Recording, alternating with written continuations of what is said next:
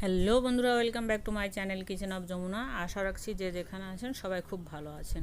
আজকে দেখাবো নুডলস পিঠা। এটা খুবই খেতে সুস্বাদু হয়, একদম মালপোয়ার মতো খেতে হবে আর খুবই সফট হবে। তো দেখুন, আমি কেটেও দেখাচ্ছি কত সুন্দর রসগুলো ইনটেক করছে। তো চলুন বন্ধুরা, বকবক না করে শুরু করা যাক। ফার্স্ট এখানে আমি একটা কড়াইতে জল নিয়ে নিয়েছি পর্যাপ্ত পরিমাণে, আর এখানে 2 প্যাকেট মিষ্টার নুডলস নিয়ে নিয়েছি, যেটা লম্বা সেই নুডলসটা নিতে হবে। তো মাঝখান দিয়ে ভেঙে আমি 2 প্যাকেটই সিদ্ধ করতে দিচ্ছি। আর এই জলের ভিতর কিন্তু কোনো প্রকার লবণ বা তেল দেওয়া লাগবে না। আর এটা খুব ভালো মতো সিদ্ধ করতে হবে, যাতে হাত দিয়ে মাখলে একবারে সফট হয়ে যায়। তো আমি বেশ 5-7 মিনিট মতো ভালো করে জাল দিয়ে ফুটিয়ে নিব। এটা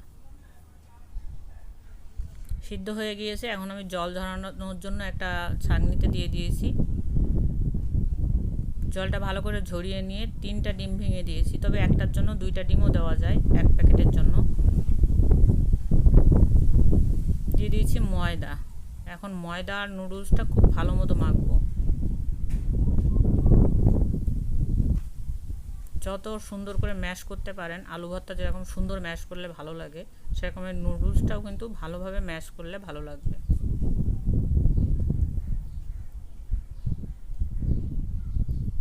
এখন দিয়ে দিচ্ছি গুঁড়া দুধ আর লবণ।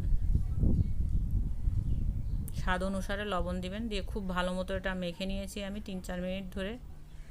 1 বাটি আছে চিনি, আর 2 পাশে 2টা প্যান বসিয়েছি।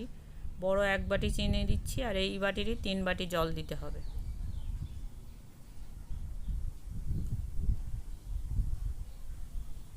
তিন বাটি জল আর বড় 2টা এলাচ আমি ফাটিয়ে দিয়েছি সুন্দর ঘ্রাণের জন্য। এদিকে তেল কিন্তু গরম হয়ে গিয়েছে, সয়াবিন তেল দিয়ে দিয়েছি। আর বড় একটা প্যান নিয়ে নিয়েছি, যাতে একসাথে অনেকগুলো ভাজা যায়। এখন একটা একটা করে পেঁয়াজুর মতো করে ছোট ছোট বল আকারে দিয়ে দিচ্ছি।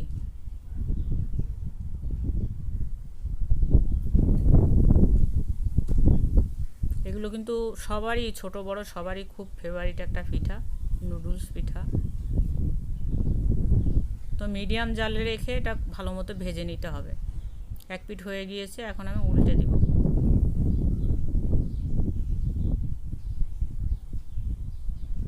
খুব বেশি জোরে কিন্তু জাল দেওয়া যাবে না, তাহলে উপরটা কুক হবে আর ভিতরটা কিন্তু কুক হবে না।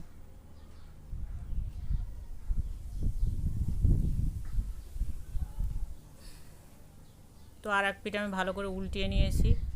আর এখন দেখুন কত সুন্দর লাগছে এগুলো।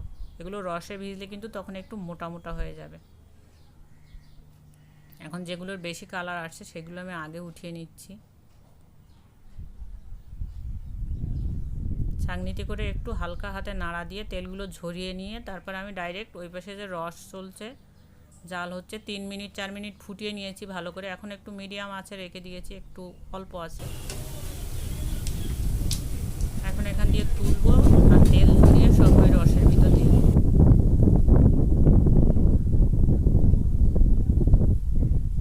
দিয়ে আস্তে জালে 3-4 মিনিট ভালো করে জাল করে নিব। নিয়ে এভাবে আমি তুলে নেব আবার এক এক ব্যাস। রস থেকে উঠিয়ে নিতে হবে।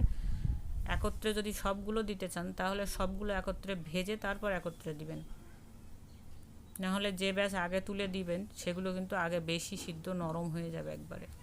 এই জন্য 1 ব্যাস করে তুলে নিয়ে রসে 3-4 মিনিট ফুটিয়ে ওটা উঠিয়ে নিয়ে আবার দিতে পারেন, অথবা সবগুলো একত্রে ভেজে তারপরে একেবারে গরম রসের ভিতর দিবেন। তো এখন সবগুলো রস টেনে নিয়েছে, আর দেখুন কতটা লোভনীয় হয়েছে। যারা এতক্ষণ ধৈর্য ধরে আমার ভিডিওটি দেখলেন তাদের সবাইকে অসংখ্য ধন্যবাদ। আজকের মতো টাটা বন্ধুরা। ভিডিওটি ভালো লাগলে শেয়ার করার অনুরোধ রইল, আর আমার চ্যানেলটি সাবস্ক্রাইব করার অনুরোধ রইল। ভালো থাকবেন সবাই।